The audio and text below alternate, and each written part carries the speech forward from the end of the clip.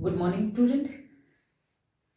Thermodynamics की आज की क्लास में हम एंट्रोपी के बारे में पढ़ेंगे। देखिए, लास्ट क्लास में मैंने आपको कार्नोट थ्योरम के बारे में बताया था। कार्नोट थ्योरम के साथ साथ मैंने ये भी बताया था कि जो हीट है उसका टोटल अमाउंट वर्क में कन्वर्ट नहीं होता, कुछ पार्ट वर्क में कन्वर्ट होता है और रिमेनिंग पार्ट जो होता है वो रिजेक्ट हो जाता है, जिसकी वजह से जो होता है वो जो रिजेक्टेड पार्ट है वो क्या है, एक तरह से सराउंडिंग में या फिर कहें जो रिजेक्टेड हीट है वो रैंडमनेस बढ़ाने, सराउंडिंग की रैंडमनेस बढ़ाती है या कहें अव्यवस्था बढ़ाती है। ये जो अव्यवस्था का माप है इसे ही हम क्या कहते हैं, एंट्रोपी कहते हैं। तो एंट्रोपी क्या होती है? एंट्रोपी का मतलब ये होता है कि किसी भी सिस्टम में उत्क्रमणीय रूप से अवशोषित की गई या उत्सर्जित की गई उष्मा और जिस ताप पर उष्मा का उत्सर्जन या अवशोषण हुआ है उसका अनुपात जो होता है वो उस सिस्टम का एंट्रोपी परिवर्तन कहलाता है। यानी कि एंट्रोपी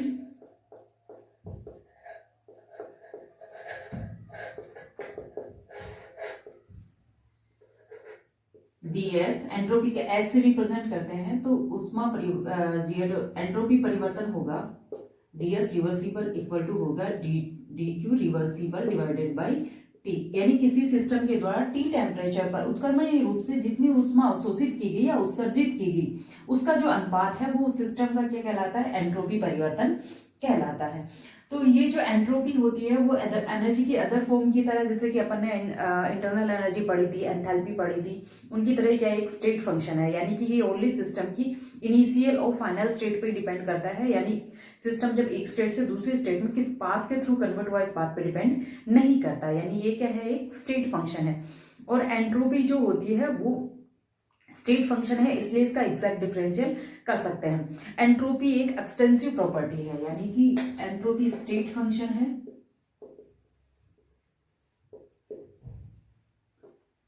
और एंट्रोपी क्या है, एक्सटेंसिव प्रॉपर्टी। किसी भी सिस्टम की एक्सटेंसिव प्रॉपर्टी है। यानी कि अगर सिस्टम में सब्सटेंस जो दिया उसका अगर अमाउंट हम ज्यादा लेंगे, उस अमाउंट को बढ़ाएंगे तो अव्यवस्था ज्यादा फैलेगी, यानी एंट्रोपी क्या होगी, इंक्रीज होगी।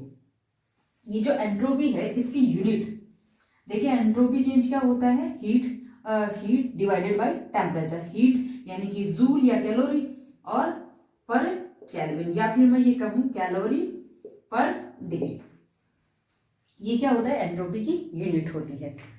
तो एक हम देखते हैं adiabatic reversible process.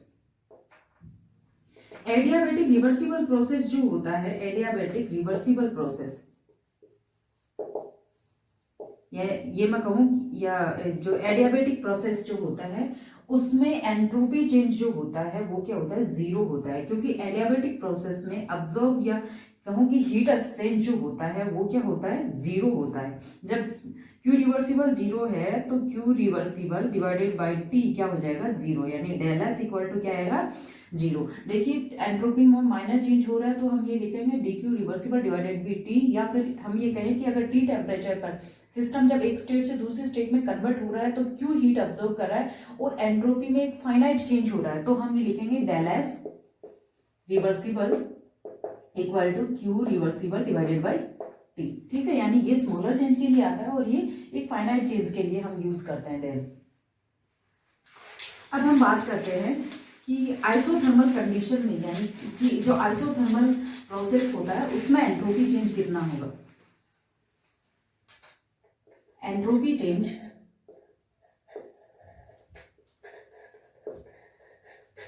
In isothermal process, isothermal reversible process.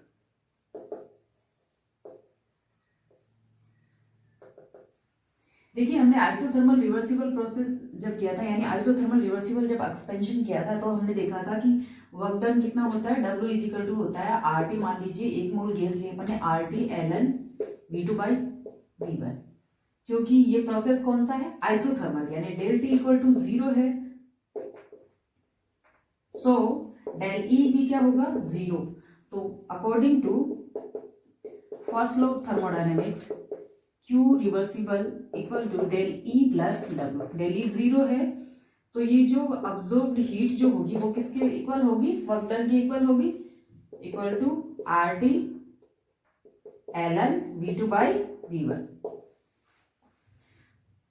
So isothermal reversible process में जो एंट्रोपी चेंज आएगा, डेल एस रिवर्सिबल जो होगा, Q reversible divided by T equal to होगा R T L N V two by V one divided by T, T से T cancel, तो del S reversible क्या आएगा, R L N V two by V one, या फिर हम ऐसे लिख सकते हैं, एल एन को लोग में कन्वर्ट करेंगे तो लिखेंगे 2.303 R log V two by V one. ये आइसोथर्मल रिवर्सिबल प्रोसेस के दौरान होने वाला एंट्रोपी चेंज होता है। ठीक है,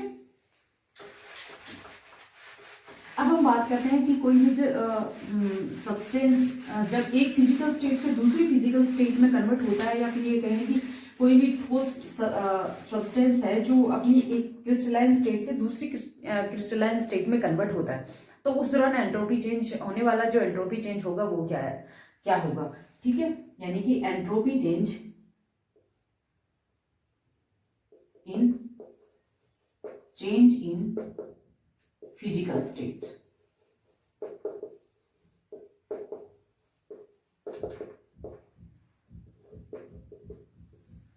फर्स्ट मैं मान लेती हूं कि del S in transformation of solid into liquid. मान लीजिए कोई सब्सटेंस है जो ठोस अपनी फिजिकल स्टेट यानी कि अपनी ठोस अवस्था से लिक्विड अवस्था में कन्वर्ट होता है, तो उस दौरान कितना एंट्रोपी चेंज होगा। कोई भी ठोस पदार्थ जो होता है वो अगर अपने कोई भी ठोस पदार्थ अपने गलनांक बिंदु पर ठोस अवस्था से जब लिक्विड स्टेट में कन्वर्ट होता है, तो एक कांस्टेंट प्रेशर पे जो हीट अब्जॉर्ब करेगा, वो हीट जो अब्जॉर्ब्ड हीट होगी वो क्या कहलाएगी, हीट ऑफ फ्यूजन कहलाएगी। यानी मेरा मतलब ये है कि अभी अपन ने देखा कि del S equal to Q reversible divided by T. जब बात कांस्टेंट प्रेशर की है, कांस्टेंट प्रेशर पे क्या होता है, क्यू रिवर्सिबल इक्वल टू होता है डेल एच। क्यों, हमने देखा था एच इजिकल टू क्या होता है, एंथैल्पी इजिकल टू होता है ई प्लस पी वी, और डेल एच इजिकल टू क्या होगा, del E plus P del V plus V del P. Pressure क्या है, कांस्टेंट, सो ये टर्म कैंसिल आउट होगी, तो डेल एच इजिकल टू क्या हो गया, del E plus P del V, जो सेम किसके इक्वल होता है, क्यू के इक्वल होता है, क्योंकि फर्स्ट लॉ क्या कहता है, क्यू इक्वल टू क्या है, डेल ई प्लस डब्ल्यू, या फिर कहूँ del E plus P del we.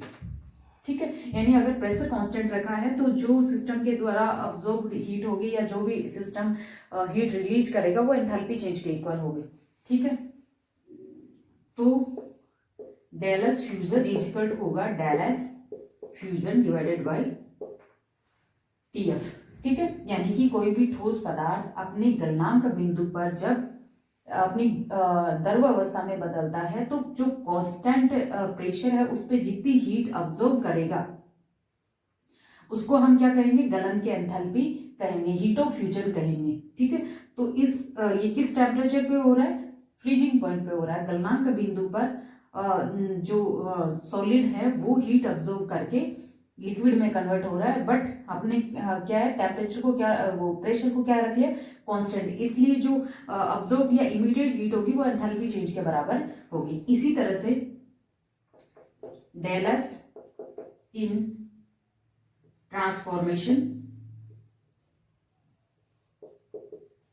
Of liquid in gas into gas, यानी जब कोई सब्सटेंस अपनी द्रव अवस्था से अपने क्वथनांक बिंदु पर गैस अवस्था में कन्वर्ट होता है और कांस्टेंट प्रेशर पे जितनी हीट अब्जॉर्ब करेगा वो उसकी क्या कहलाएगी, हीट ऑफ वेपोराइजेशन कहलाएगी, यानी कि डेल एच एफ कहलाएगी। और ये डेल एच एफ किसके इक्वल होगी, अब्जॉर्ब्ड हीट के इक्वल होगी। ठीक है, तो एंट्रोपी चेंज कितना आएगा इस फेज ट्रांजिशन के दौरान, फिजिकल स्टेट ट्रांजिशन के दौरान, del S V equal to होगा del H V, sorry heat of fusion नहीं, हीट ऑफ वेपोराइजेशन है, और टी वी बॉइलिंग पॉइंट। यानी बॉइलिंग पॉइंट पे जब कोई सब्सटेंस अपने क्वथनांक पर लिक्विड स्टेट से गैसियस स्टेट में कन्वर्ट हो रहा है तो कांस्टेंट प्रेशर पे जो हीट अब्सॉर्ब करेगा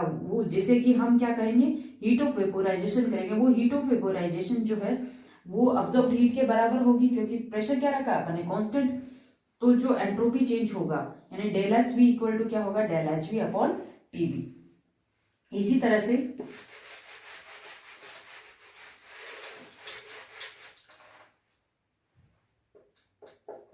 del S in transformation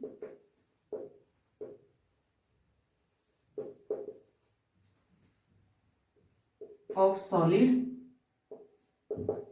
from one crystalline